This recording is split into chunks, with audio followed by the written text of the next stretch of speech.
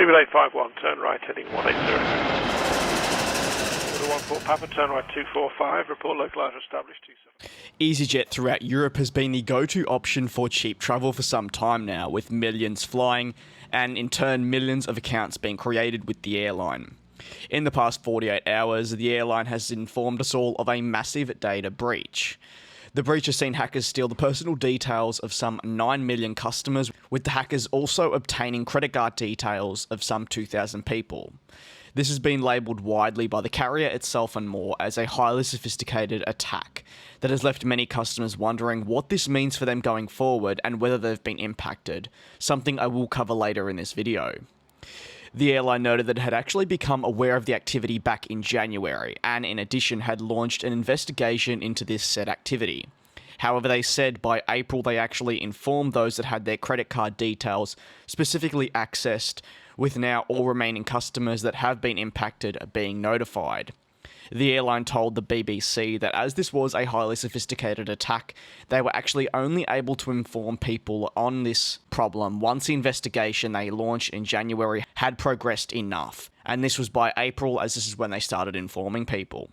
They in addition also said there is no evidence that any personal information of any nature has been misused. However, on the recommendation of the ICO, we are communicating with the approximately 9 million customers whose travel details were accessed to advise them of the protective steps to minimise any risk. It highlights how, according to Easyjet, the data breach was not necessarily one that was trying to fish for customer details to say share, but rather to target the property of the company itself, that being Easyjet. While, of course, details aren't still being revealed completely, people across social media have turned to note that this is potentially a staple answer to calm down customers. So for those that may have been impacted, how would you go about checking, you may actually wonder, if you have not received an email from Easyjet yet? One of the key things to do is check your bank and credit card statements to see for any potential unusual activity. This could be, say, a purchase from another country, or simply something that when you're having a look at these bank statements, you have not purchased and you do not recognise. Speaking with your bank about new cards and more generally discussing these purchases can be a good way to sort an issue like this. Easyjet has also further warned customers that they should be on the lookout for scams coming through their emails or phone numbers that of course were linked with their Easyjet account.